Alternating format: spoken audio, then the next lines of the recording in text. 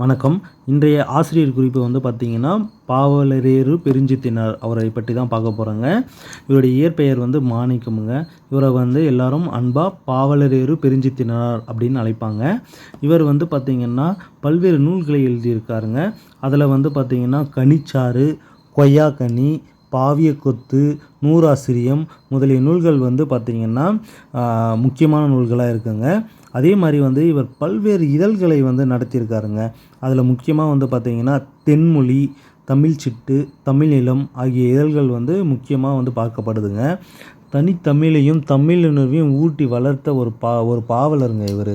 So அது வந்து பார்த்திங்கன்னா முக்கியமாக தன்னுடைய பாடல்களையும் கவிதைகளையும் அதை ஒரு முதன்மையான கருப்பொருளாக அவர் வச்சுருந்தாருங்க. இவர் வந்து பார்த்திங்கன்னா பல்வேறு நூல்கள் எழுதியிருக்காரு. இதில் கனிச்சாறு என்ற நூல் வந்து பார்த்திங்கன்னா முக்கியமான நூலாக இருக்குங்க. இது வந்து 8 தொகுதிகளாக இருக்குது. நன்றி.